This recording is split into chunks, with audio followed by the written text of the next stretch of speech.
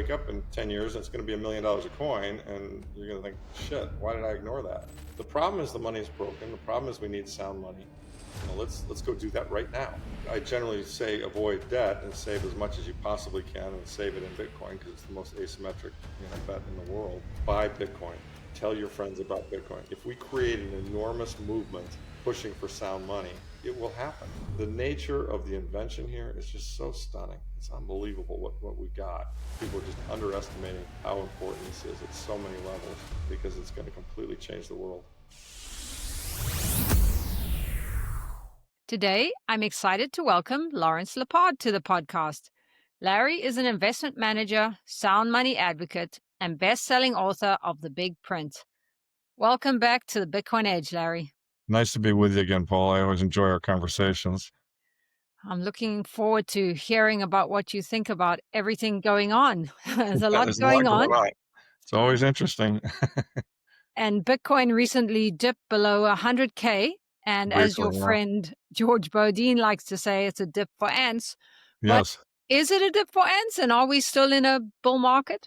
Oh, very much so. Yeah. I mean, we're in a bull market. We have not, in my opinion, hit the top of this cycle. I think the 4-year cycle is fading in importance. It was driven by the halving and the, the supply. I mean, I think there's so many other things going on in the market now that the halving isn't really what drives the cycle. I think it's going to have up and down cycles. And my belief is that, this is just normal consolidation around 100,000. I know some people are frustrated because we were at 100,000, last December, but of course then we dipped down into the 60s mid-year. And if you actually look at it, kind of year to date, November to November, we're still up 40-something%. So, it's just kind of trending gradually higher. And by the way, that's better than stocks and better than a lot of other things, better than gold even, which has had a really good year. So, it's still working. People really need to zoom out. I mean, one of the toughest things I think for people about this asset is how volatile it is. And, every time it takes a big swing down, people freak out. And, and those of us who've been in it for a long time are kind of like, oh yeah, I've seen this, no big deal. Doesn't really bother us very much. But obviously if you just bought it and you see it go down, you look at your investment on paper, you're like, oh no, this is awful. So that happens a lot to people until they kind of understand how it works. And I think you make a good point there. People who've been in the space a long time are bullish long term. Oh, yeah. But don't you think there is a small chance we could be in a bear market? And the reason that affects some people is because maybe they wanted to sell strategy or some of the ETFs.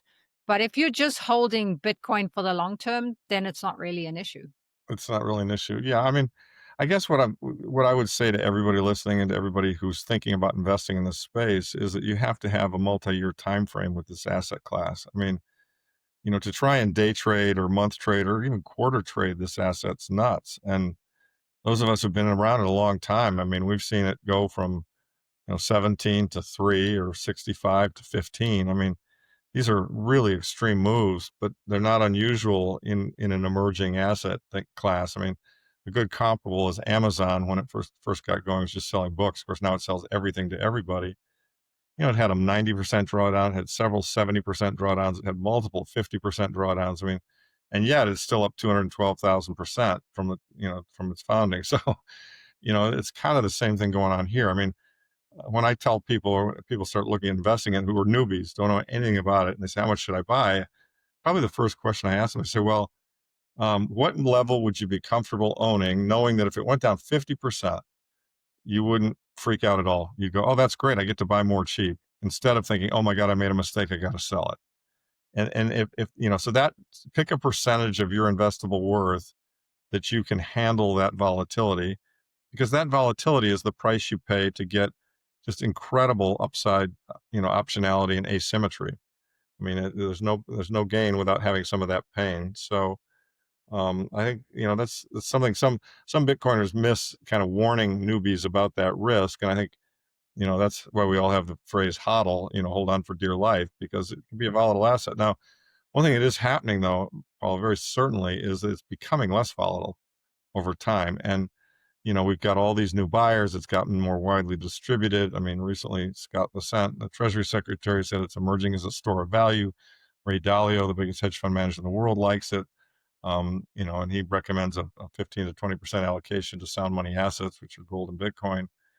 Paul Tudor Jones is the fastest horse in the race. I mean, there's so many positive developments taking place. JP Morgan just announced that they're going to custody it and loan against it. I mean, this is the bank that was run by the guy that hates Bitcoin. So, I mean, BlackRock, flipped into it, started the ETFs, fastest growing ETF ever. There's just a lot of things. We've got the Strategic Bitcoin Reserve and the U.S. federal government. They're trying to pass a bill to buy more. That hasn't passed yet, but there's demand coming from all different corners of the world, and what I think is holding the price down right now, I guess there's been a lot of talk about on Twitter, is that some of the really old addresses have kind of moved and sold some coins, and I get it. If your cost basis was 100 or 500 or 1,000 or 2,000, and suddenly it's worth 100, you might want to improve your life and sell some of your coins, and so some of them are. But that's the natural process of it distributing out into the broader world. And we've now got a much broader base of buyers, and I'm pretty sure there's a huge list of buy orders underneath 100 and underneath 90 and underneath 80 and underneath 70. And, could it go to those numbers? Sure, it could. I don't think we're going to have another 70% drawdown. I think drawdowns are going to be closer to 50% going forward. And I think maybe what happens here is it goes from 100 to 200 or 250. And then, of course, everyone gets all hyped up and starts using leverage, and everyone gets way out over their skis. And it comes back to, 125, right? Which, will feel like death to people who paid 250 for it. But to those of us who are holding it for a 10-year time frame, it'll be kind of like, oh yeah, this is normal. You know, that's what it does, right? So Yeah, that's really important to remember.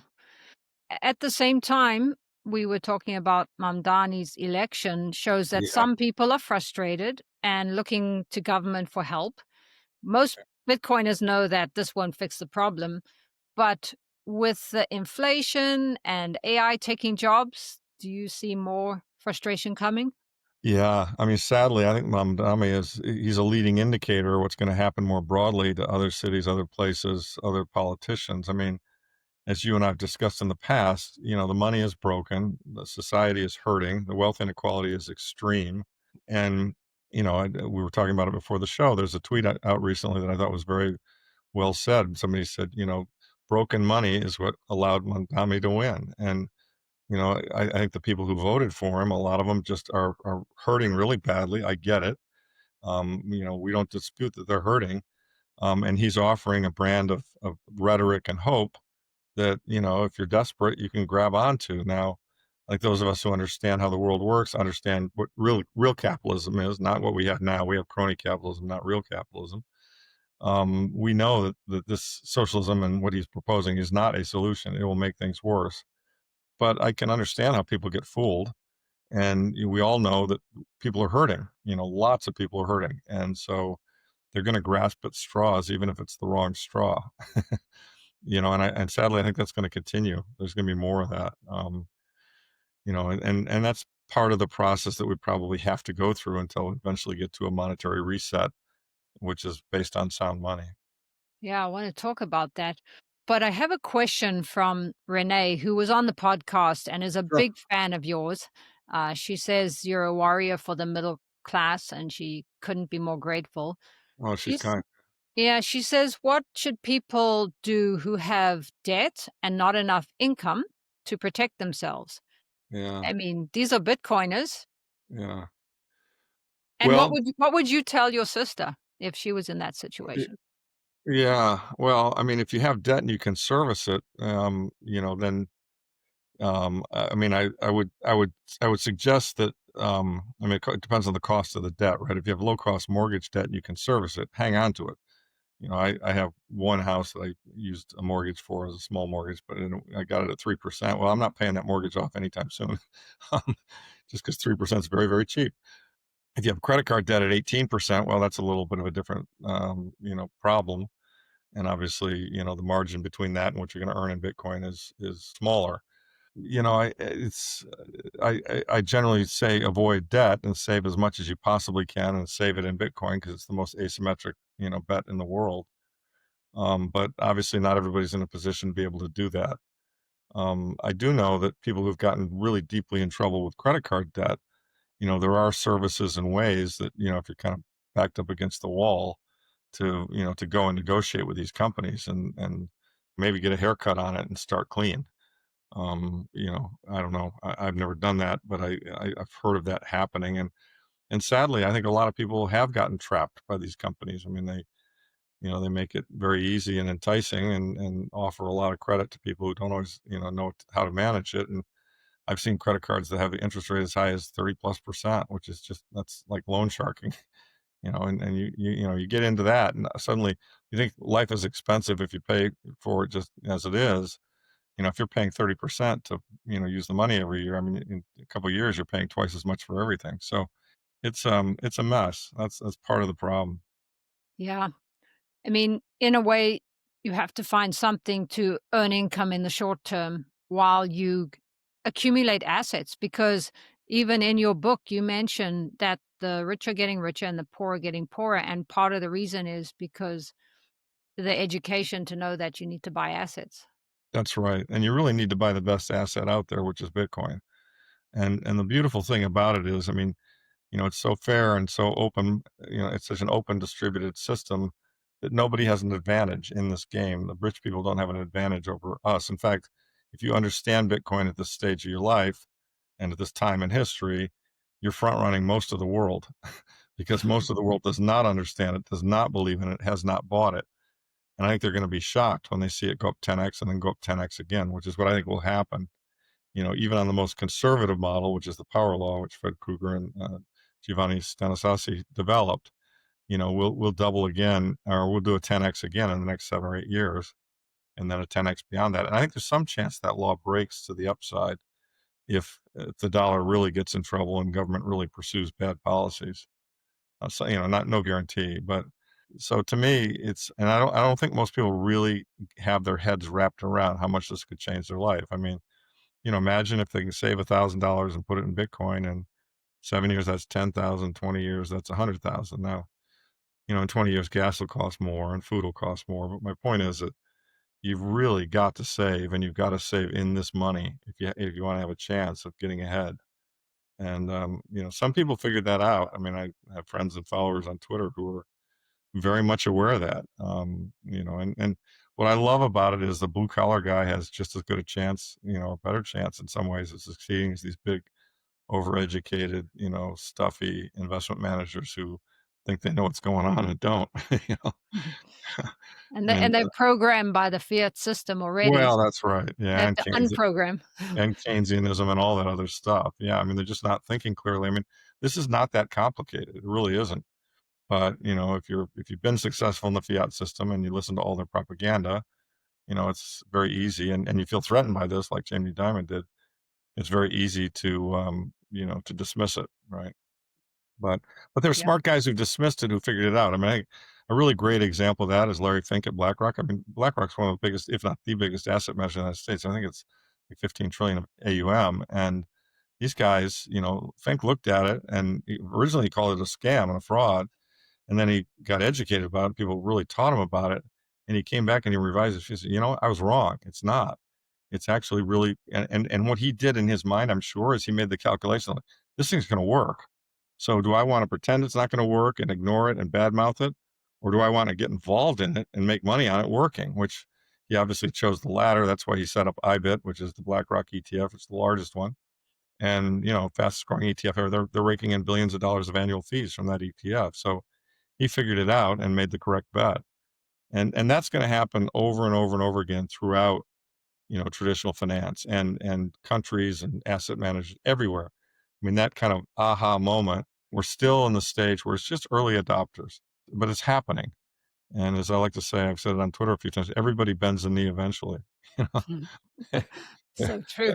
I mean, well, because it just is what it is. And, I mean, you can ignore it. That's fine, but you can't ignore it, what it's going to do. And you're going to wake up in 10 years and it's going to be $1 million a coin. And you're going to think, shit, why did I ignore that? You know?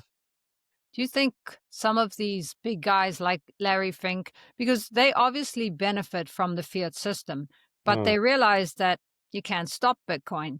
And as Jeff Booth liked to say, there is no they, it's we. We're all in this. And people are people, and maybe even they want a better world, or even if they don't want a better world, they can't stop it. Well, that's the thing. I mean, they come to realize, I mean, it's all the incentives are if they, they can, I mean, you and I are doing it for a lot of reasons. One, it's a good investment. We think it'll protect our wealth and protect our families. We also, I think you do your pods and I wrote my book because I want to help people and I think Bitcoin will make the world a better place if we, it's my Marty Button originally, I think, said that, but I kind of grabbed it from this "fix the money, fix the world" notion. Yeah. I mean, so people can come to it for whatever reason they want, but they can ignore it, but they can't ignore the consequences of ignoring it. The consequences are that they're going to be poorer if they don't participate. I mean, you eventually, once you realize what it is. I mean, I like it when Saylor talked about how when he first figured it out, he was like, "Holy shit." I got to buy a lot of this stuff before everybody else figures it out too. And honestly, the fact that everybody else hasn't figured it out, that's part of the opportunity. I mean, and people are framing it wrong. I mean, I know a lot of people are like, "Oh, it's 100,000. You paid 10. It's gone up so much, I can't buy it." No, I mean, his point, it's going up forever, Laura, is very much true. And so you got to reframe it that it's a lifeboat, and the Titanic is sinking. And yeah, I bought my lifeboat seat cheaper. You got to pay 100, but do you want the seat or don't you? That's kind of the way I frame it. So it's just something. That unit bias is quite a big. Unit buy is very high. Yeah, it's a very Yeah. high thing. Happens in gold too. There are a lot of people looking at gold at 4,000 saying, "Oh my God, it's way too high." I mean, I think gold's going to 10,000, 15,000, 20,000. I mean, really what we're seeing, Paula, is kind of the end the ending act of the 1971 initiated fiat money episode. And with each swing and each year and each decade, it's gotten more messed up and more extreme. And we're now at the point where the Hemingway, broke gradually and then suddenly. We're now kind of, in my view, entering the suddenly phase. And you can see that. I mean, in fact, I even think that I'm going to do a presentation at Bitcoin Historico next week in El Salvador. And the title is going to be, we're there. Because you're seeing the SOFR rate is going up, is above, the Fed rate. And you're also seeing that, the standing repo thing is being used heavily by the banks. And, the Fed had to pivot. They had to stop runoff of the balance sheet. And they even went so far as to say that they anticipate that they will have to start to grow their balance sheet again. Didn't say how much. They just kind of said it nonchalantly because mathematically we all know it has to happen. Of course, they pretended they could shrink their balance sheet many, many times. And for brief periods, they do. But eventually, the credit based system requires more money or else it collapses. And so, it appears to me now that we're really kind of coming around the corner where, the thing I called, I named in my book, which is the big print. We've already had two of them. We had one in '08. And we had one in COVID in 2020. But I think another big print is coming and probably be bigger than the last couple, depending upon how much breaks and how they handle it. But they are playing a losing hand mathematically. They really are. I mean, if you compound debt faster than you compound GDP, eventually something has to give. Either you have a depression when the debt collapses and is worthless, or you have to print and inflate the system to keep the GDP growing in nominal terms so that the system keeps running. But the outcome of that is very high inflation. So Yeah, that was my very next question because, yeah. yes, the Fed did signal that they're ending quantitative tightening, Mhm. and but liquidity is still quite low. Is that because of the government shutdown? And Yeah, that factors into it, as I understand it. I mean, there's a lot of the Fed and the Treasury, and they've been also taking money out and building up the TGA, which I think the Senat's going to use to buy the long bonds and keep the 10-year sterilized. I mean, there are all kinds of tricky money flows, and and by the way, they make this complicated for a reason, right? they they don't want us to know what's going on. They don't want us to understand it. But the smart people that I follow, the things that I read would suggest that that we're not that far away from having to really drop rates. I mean, a couple of indicators. U.S. federal interest expense is running at 1.2 trillion a year. That makes it bigger than Social Security. It makes it bigger than defense. I'm sorry, it makes it bigger than everything except Social Security. It makes it bigger than defense. Um, the deficit was only 1.8 trillion. You've had Trump come out and say, rates should be 1%. You've had the Senate say they should be much lower. You've had Trump's new appointee to the Fed board, this gentleman named Stephen Moran, say they should be much lower. You've got Jerome Powell, who's the Fed chair, who's done in May of next year. His term expires, and so he will leave. And so Trump is going to appoint somebody new. Well, you can bet that that somebody new is going to be a dove. And in fact, that's why I think gold has been had such a relentless bid, the last few months, this fall. And so what I think is coming is we all know that they have to drop rates to bring that interest cost for the government down so that the deficit doesn't blow out. And as a result of that drop in rates, we'll get more credit creation, more growth in M2, and that will lead to more inflation. And so the economy will keep working because nobody wants to see a collapse and a depression. That's the good news. The bad news is that we're going to get another wave of inflation. And this reminds me very much, and I was a teenager in the time frame, but of the 70s, where you had kind of these waves of inflation, where you'd have inflation, the Fed would try and tighten, it would cool down for a while, everything would be good, and then the Fed would have to print again, and you'd have another wave of inflation. And so, the COVID wave took us from, sub 2% to 9% briefly, and now we've kind of come back down, arguably to 3. And of course, by the way, all these numbers in my view are too low. They're understated because really the best way to measure inflation is look at M2 growth over long periods of time, and it's kind of been 7 or 8% forever. But the point is that what's going on is, I think that when Trump's new man at the Fed gets in, or woman gets in there and says, we're cutting rates. I mean, you would not generally think so. Employment hasn't really started to fall apart yet, and the stock market's at a record high. Bitcoin was recently at a record high. It's off it now, but it was at 126. Gold was at a record high about a month ago. Silver was a record high about 3 weeks ago. I mean, everything's cooking, and the Fed's cutting rates. It's kind of like, huh? And the reason is that the credit markets are saying, we're too tight. We don't have enough money. You've got to create more money, or else things are going to seize up. And you're seeing signs of that everywhere. So I guess my point is the big print is coming, the timing, what they call it. I mean, they're going to try everything they can to not call it QE, just like with Silicon Valley Bank, they call it the BTFP, the Bank Term Funding Program, which is really QE and printing money. But, they'll create some new name for it, and they'll create some new program. I mean, I've often thought maybe what they'll do is something along the lines of a commercial real estate fund or buyout fund. I mean, I think there are a lot of US banks that own a lot of pieces of debt secured by commercial real estate. And commercial real estate's been kind of an apocalypse because in a Zoom era, the need for these office buildings has gone down. And so you're seeing these $200 million office buildings get sold for 30 or $40 million. Well, somebody held a piece of debt against that building that got severely marked down or wiped out. And I think they've been delaying the inevitable in a lot of these banks. And my guess is what I'm hearing is there's a lot of pain there. So it wouldn't surprise me at all to see the Fed creates a program where they say, "Hey, regional bank, you got to loan on a piece of real estate, you lose money. Fine, we'll buy it at par, and let it be our problem," kind of thing. And that's printing money, but they'll paint it as no, we're just rescuing the real estate sector. You know what I mean? They'll have a different spin on it, but it's printing money. So Yeah. So the big print is coming, just like you feels that said. way. Yeah. And and even if it does happen slowly, it's gonna have to happen. Well, yeah, we're certainly trending in that direction, and they never really solved the inflation problem. I mean, Uh, they got it tamped down, but they haven't solved it, right? no. I mean, if you just look at your own life, my Right. groceries have gone up, insurance goes up, Everything. everything's gone up more than 2 or More 3%. more than everything. It's relentless. The insurance Yeah. is an amazing one, healthcare, all of it. It's just yeah. So Yeah. I don't think it's and by the way, we talked earlier about Mandami. I mean, that's why. I mean, people are hurting financially. People are really hurting badly. And somebody comes along and says, I'm going to tax the billionaires. I'm going to give you things for free. We're going to set this country back on the right path. I mean, if you don't know better, that's a very seductive, sales pitch. And so you vote for it. Yeah.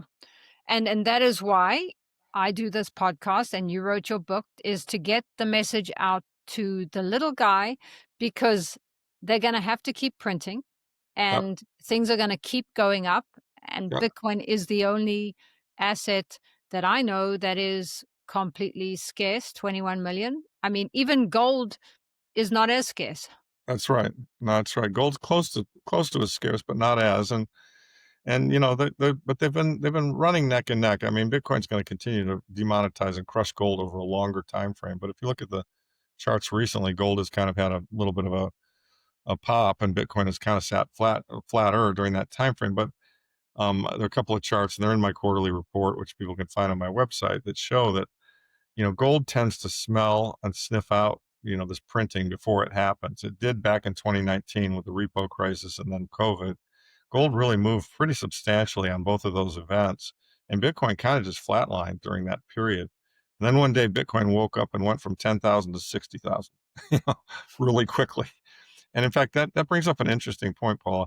I just read a fabulous book, which I'm going to put up on Twitter and recommend. Fred Krueger wrote a book called Bitcoin 1 Million. It really outlines the power law and his strong belief and case for why Bitcoin is going to a million, over 7 years.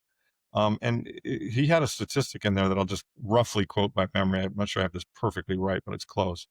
Bitcoin between 2017 and 2024 was up 800%. Okay.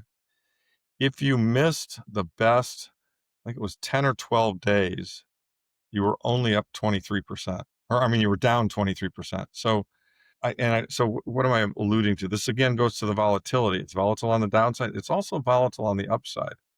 And so, as we all know, we get these God candles, and when it runs really hard. And if you're not there, it's hard to jump in when it's going straight up. And so, that's my view, is that's why you have to hold it.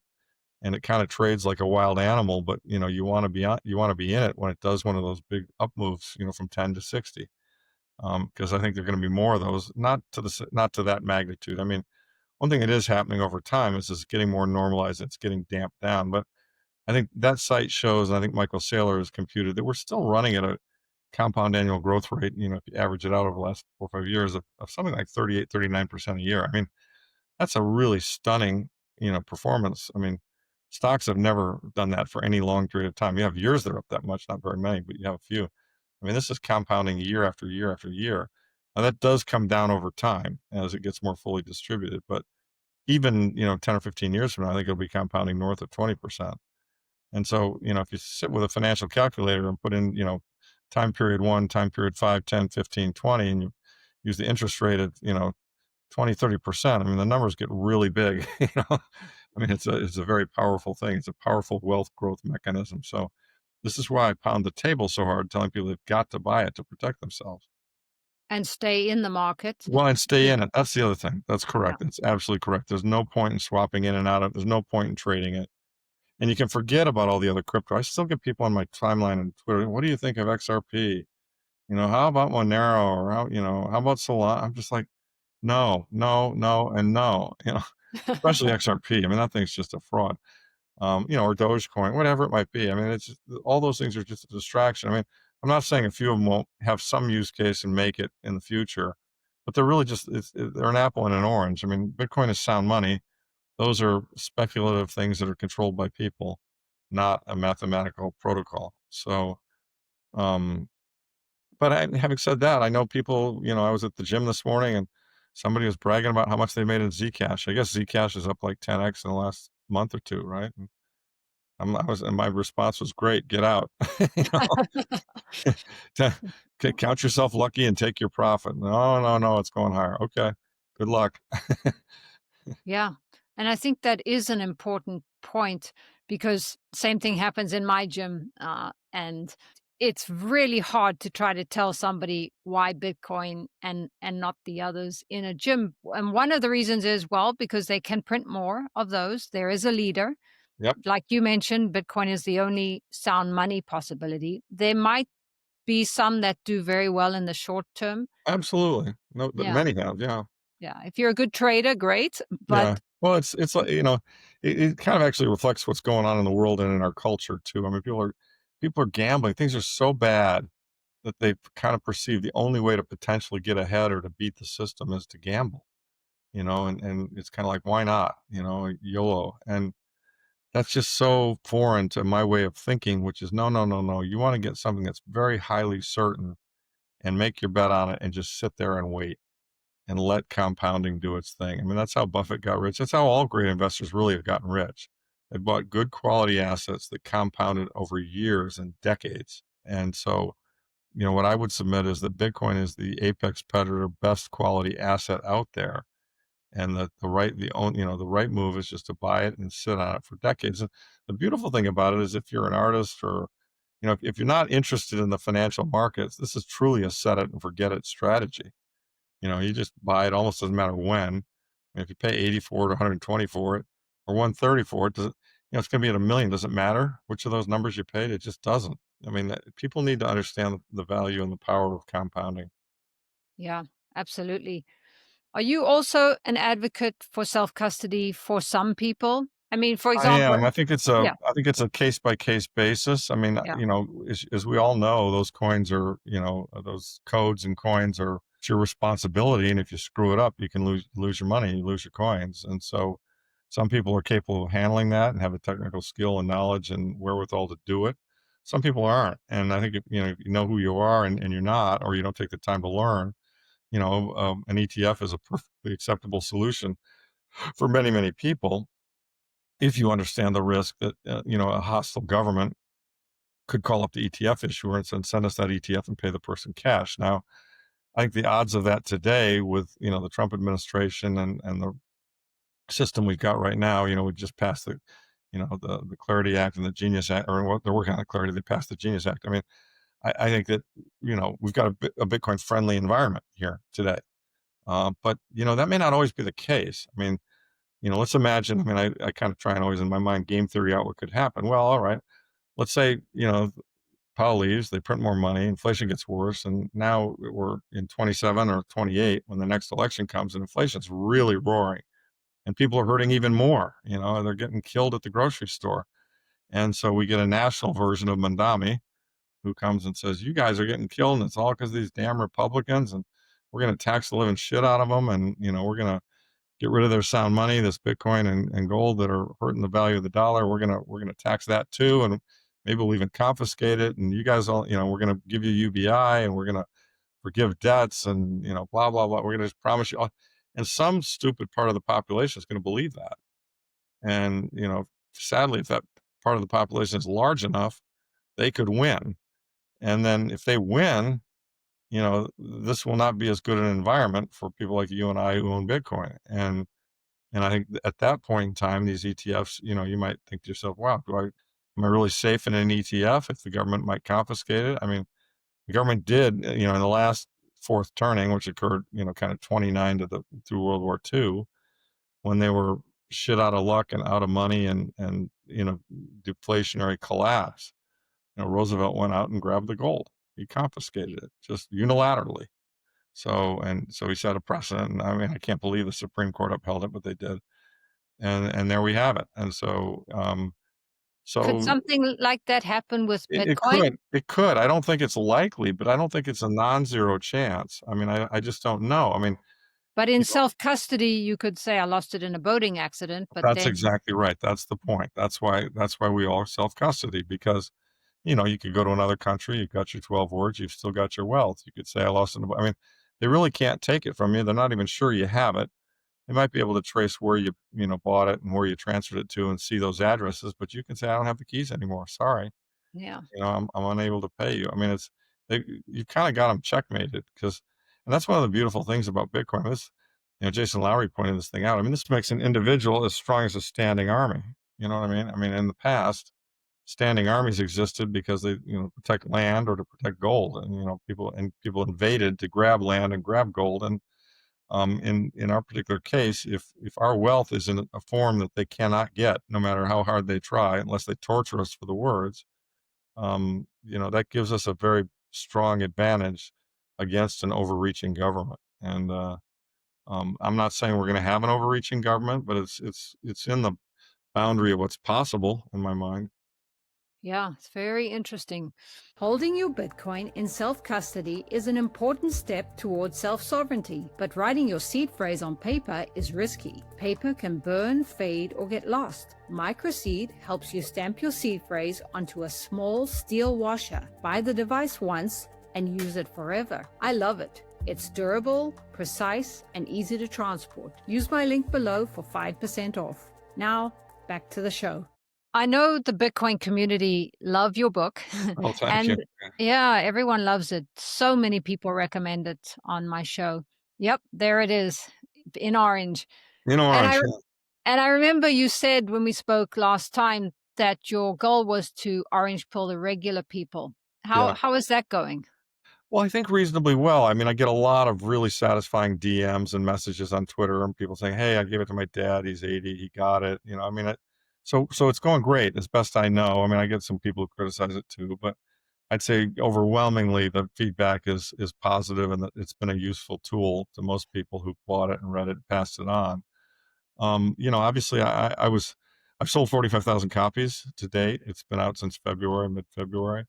Excellent. I wish I'd sold more. I mean, 300 million people in this country. I mean, you see books that sell a million copies. I mean, maybe over time I'll get there or something. I mean, it doesn't help that I don't have a publisher. The publishers, I think a couple of them looked at it. I think it's too edgy.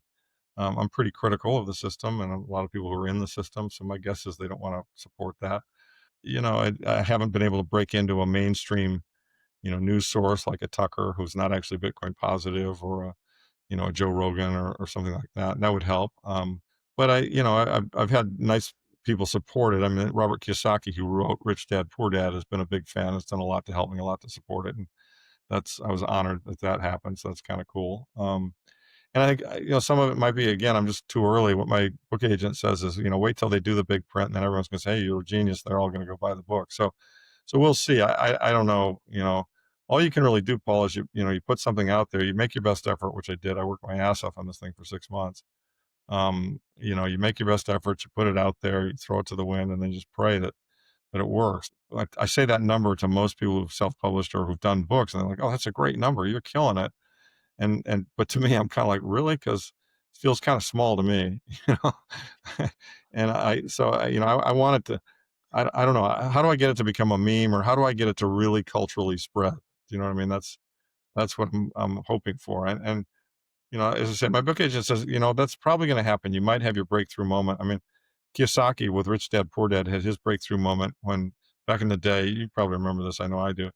Oprah Winfrey had a book club, and she read it, liked it, said, brought him on, and so he did an hour on the Oprah show talking about Rich Dad Poor Dad.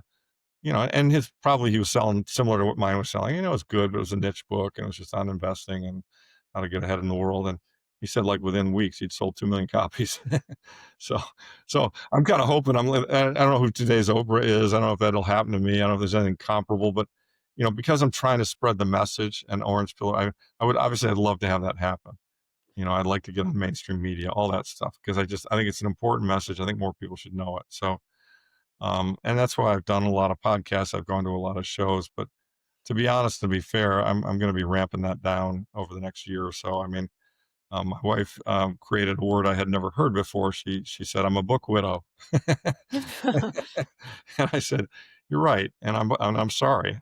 And so, I feel like I owe it to her to give her more time, give my family, my kids more time.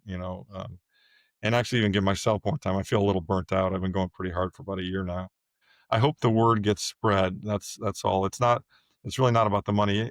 I mean, I'm not sure anybody knows, but you just don't make any money on books. You really don't. By the time the printing costs, everything else, the Amazon, the slice they take, I mean, you're making a couple bucks a book if that. So it's pretty modest.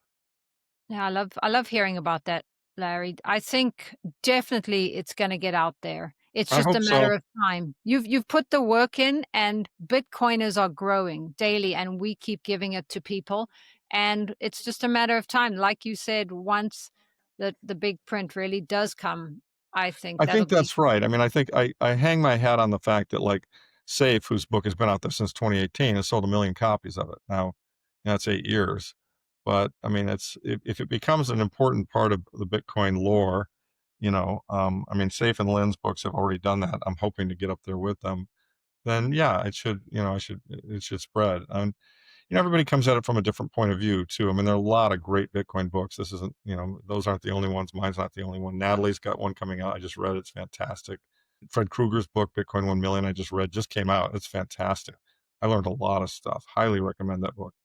So, I mean, and I think different books speak to different audiences. I think my book probably best speaks to a boomer audience because I'm a boomer, right? And I wrote it from the standpoint of somebody who spent their entire career in the traditional financial marketplace. And so I tried to tie everything back to that. And a lot of people who've read it were, oh yeah, I was a stockbroker, I was a bond trader, I was a this. Yeah, thank you for doing it that way. I get it. And in writing it, I work with my wife, who's not in this area at all. She's a writer. You got to read every chapter, and I want you to tell me, do you understand this? And so she really helped a lot. And she had, in fact, the skepticism chapter was her idea. And you know, Yeah, I love that it- chapter. right, yeah, it's a good chapter, right? And so she, like I give her a chapter, she come back and say, no, this is way too confusing. You gotta dumb this, and one of the funny ones, I just got such a kick out of them. Like right in the beginning, I'm like, I don't know, somehow I start talking about the Federal Reserve, and she comes to me and she says, what's the Federal Reserve? And she's not in the financial world. And I was like, oh yeah, that's a good point.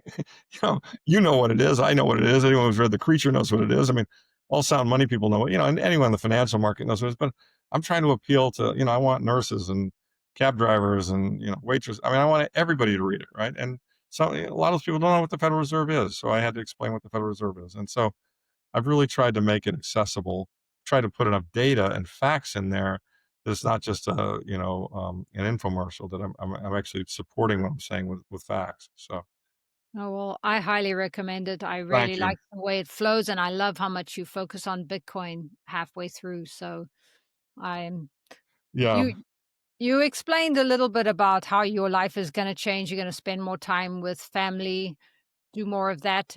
Did I know you're also a CrossFit athlete? Yeah. I know you're a fitness freak too. Yeah. Yeah, but did that come as a result of getting into Bitcoin, just wanting to be No, it's healthy? actually the other way around. Huh?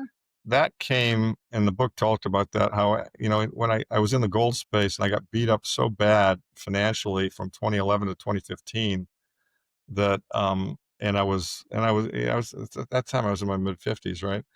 So, and I was kind of like, good God, I mean, I'm just aging. I noticed the process of aging. I mean, most people, when they turn 50, you kind of realize you're not the same as you were when you're 20 or 30. And I realized, this isn't good. And I wanted to be around to stay in the fight for sound money. And so I started researching, well, how do I get really fit? And that led me into this Navy SEAL training program called SEAL Fit, run by Mark Devine. And then I went and I did that. And then he was a CrossFitter, and he said, look, this is the thing that'll really, amp up your fitness. And so I got into that. And that's all actually described in the book. So that really kind of came first. I guess at the same time, but that happened, like I've been doing CrossFit now for 12 years. That happened in the 2012, 13 timeframe, I think, as well, no, 14 timeframe. Yeah. Maybe I've been doing 11 years. Anyway, it all kind of blends together. But the point is that at that point in time, I realized fitness was important if I wanted to be around to play the longer game, which I did because I wanted this stuff to work. So fitness came first, but it's another thing. It's another proof of work activity. You don't get fit without suffering and working, and it's another long time preference thing. I mean, I do it now so that when my grandkids are running around and I'm 80, I'll be active and able to run around with them and enjoy shit and not have a walker and replaced hips and shit. So Yep. it makes it's logical to me in the context of thinking long term. Yeah, absolutely. And you feel better when you do Oh it, God, it's and great. because Yeah, no, yeah. I mean I feel in many ways I feel younger and stronger than I did probably in the middle of my career when I was working all the time and never working out. I know you're a gold investor as Yeah, well. Just wanted to ask about sure. how do we know that the gold is in the ETFs, for example? That's a good question, Paula. We don't. We don't. Some of us don't think it's there, but that's a conspiracy theory, and that's when my tinfoil hat comes on. There's one ETF I do trust. If people want to buy a gold ETF, I recommend Phys, PHYS. It's run by the Sprott Group up in Canada. I'm pretty sure they have the gold. The only risk of that is that if the government of Canada goes socialist and says we're going to grab the gold, they would cash you out and take that gold. So just like Bitcoin, I mean, these are both bearer forms of money. So just like Bitcoin gold, it's always best to hold it yourself. Have the coins, have the bullion, put them in a custodian, store them in a safe deposit box, hide them, whatever it takes. The ETFs, particularly the largest one, GLD, they're allowed to use derivatives and counterparties. I'm pretty sure they have claims on all the gold they say they have. But if one of the counterparties is a fake and doesn't really have the gold, then it's possible they don't have everything they say they have. I mean, the gold, that's part of the problem with the gold market. There's so much paper gold and it's hard to verify. You don't want to know what's really there. Fort Knox hasn't been audited since Eisenhower in the 50s. And I mean, there's an interesting side story here. You know, so Trump comes in and Besant comes in and they say, well, we're going to audit Fort Knox. Well, remember that? And it was kind of like, we're Mhm. going to dispose the Epstein tapes. Well, suddenly you're not hearing anything about that anymore. And my suspicion is what happened here is pretty clear. They came in and they got read in and it's like, sir, I kind of got some bad news for you. Well, there's gold in Fort Knox, but there's not as much as we say we have because, and this is from some information. I know everybody in the gold world pretty damn well because I've been doing this for 25 years. And I know a guy in London he's a senior guy, very well connected. And he's the kind of guy that he actually knew personally some of the people in the US Treasury during the Johnson administration. So we're talking about people, this is in the 60s. So, we're talking about a long time ago. And the word then was that when the London Gold Pool is something that sprung up in 1963 and ran until 1968 when it fell apart, and 71 they broke with a link. There's the word is that Johnson was basically selling or sending gold from Fort Knox to London to help with the London Gold Pool. And then when the pool blew up and he didn't get his gold back, he was ripshit pissed. And so I think we've been compromised. We don't have all that we say we have. By the way, I also think, and there's Andy Schechtman and other smart guys have said this is possible, that it's possible that part of the gold run up this year is the U.S. Treasury being on the bid side, trying to Mhm. refill Fort Knox. Huh. Um, Because if they found out that you didn't have the gold, that would cause a market crash? I don't know if it caused a market crash, but it would certainly diminish the credibility of the United States government. Mm. But governments are able to hide things for a long time. I mean, look at all the Epstein stuff. It just got kind of pigeonholed, and that list will never come out. Look at the all the stuff surrounding the assassination of President John F. Kennedy. I mean, it's governments are pretty good at lying, and I'm not sure we'll ever really know how much gold we have, unless of course they're refilling it with the idea that Trump is going to do what he said he was going to do. He told Judy Shelton, and then Judy Shelton reported to Andy Schechtman that he would like to do a gold-backed treasury bond, and a good time to announce it would be in July of 2026 on the 250th anniversary of the country. So, Huh. and it's interesting. I mean, you look at this administration, and you do see hints and talk of returning to sound money. I mean, you see Besant talking about how Bitcoin's a store of value. You see Stephen Moran, the newest Fed governor, saying Bitcoin fixes this. You see the Trump kids, being supporters of Bitcoin. You see Trump being a supporter. You see his Commerce Secretary, Howard Lutnick, being a big supporter of Bitcoin. I think one of the more telling things that occurred is you see Scott Bessent very early on in his Treasury, or right before he went into the Treasury role. He said something, I'll paraphrase phrase it. He said something along the lines of, the monetary system has some problems. It's unstable. He implied it's kind of broken. And it feels to me like we might need to do some kind of a monetary reset, similar to what happened in 1944. And as a monetary historian, if that happens, I want to be at the table. Now that's a really stunning statement. I mean, okay, well, that's very interesting. So, I don't think they have the political cover to do it right now and right here. But, that kind of a statement gets me thinking that, maybe at some point they're going to do a reval, and devalue the debt in gold terms or in Bitcoin terms or in both or in some combination of the two. Do you know what I mean? And try and return us to sound money because, that is the fundamental underlying flaw. I mean, the book talks about that. The reason we have the problems in the world that we have today is because the money's become increasingly unsound, and that's happening faster and faster. The only way to solve that is to go back to sound money. We will get there. The question is when, how, what does it take to get there, et cetera, et cetera. But we will get there. We'll have to go there because there'll be no other choice. But, Yeah. we could have hyperinflation before we get there. I hope we don't. I don't think we will because I think people are smart enough they won't let that happen. But I think we can have very high inflation and people screaming, and then we'll get a president that'll come in and say, I know what the problem is. I'm going to fix it. I just gave a presentation at the New Orleans Gold Show. I mapped out the future course of things, and a couple of things I said, and I said, I think gold's going to 10,000. I think Bitcoin is over time going to 1 million. I think probably the red team loses in 2028 because of Mandami like conditions. I think between 2028 and 2032, we have either super high inflation bordering on hyperinflation, but just the monetary system falls apart under the blue team because they just stimmy checks, deficits, debt forgive, all of it. They let things just go. I mean, Stephanie Kelton becomes Treasury Secretary, right? And then the country's kind of in shambles. Everybody's hurting really bad. And Michael Saylor steps forward and says, "Yeah, guys, I'm MIT educated. I've got a history of technology developments. Oh, I'm also the richest man in the world because Bitcoin is at $5 million at the time. I don't care about money because I've already said I'm going to donate all my keys. I'm going to just let them expire.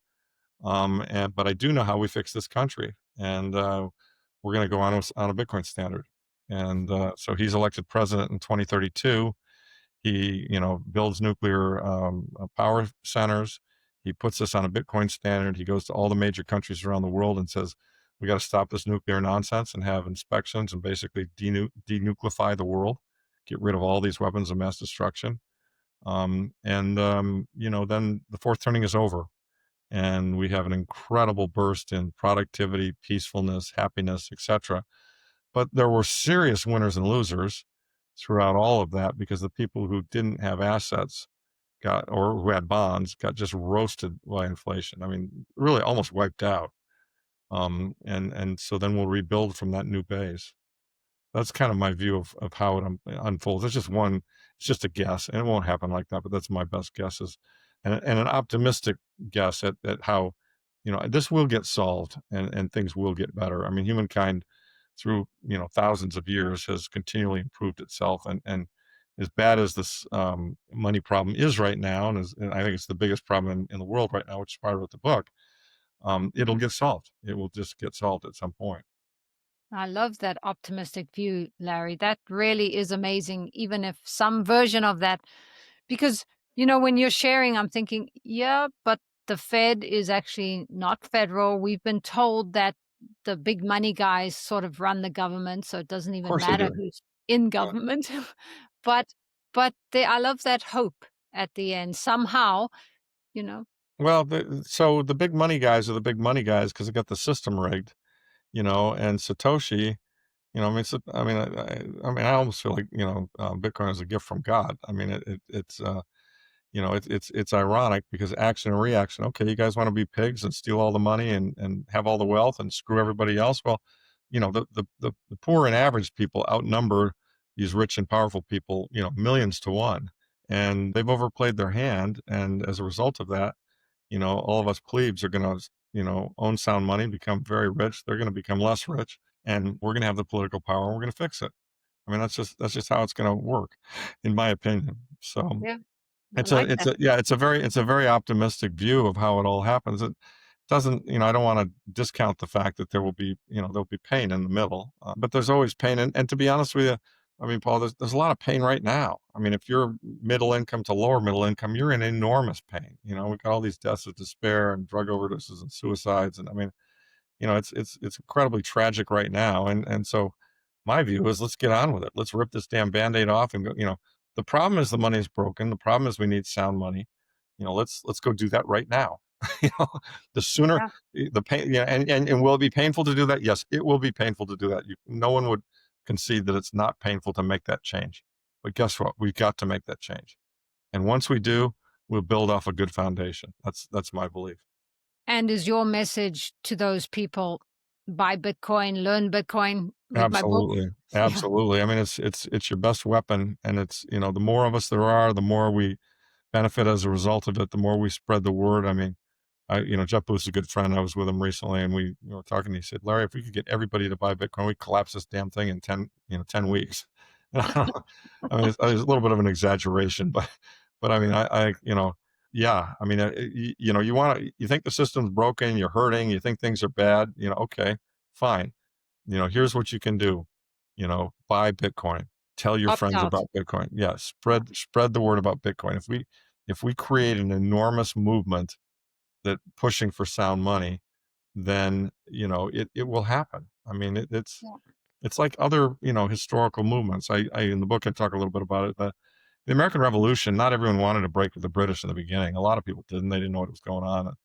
but there was this small group of people on the coast who were being abused by the British, garrisoning them and having to garrison houses, and the Boston Massacre, and I mean, just doing shit that wasn't good, taxation without representation, and these guys got pissed off and said, "Well, screw this shit. We're not going to take it anymore." And they started a fire, and then that fire grew, and pretty soon they had enough of the country on their side that we threw the British out, and that's kind of the same thing. I mean, the fiat money system, those guys are the British, and and we're all the patriots, and we're all the Americans, we're all the individual liberty seekers, and we're tired of this shit, and we're tired of government telling us what to do. We're tired of them censoring us.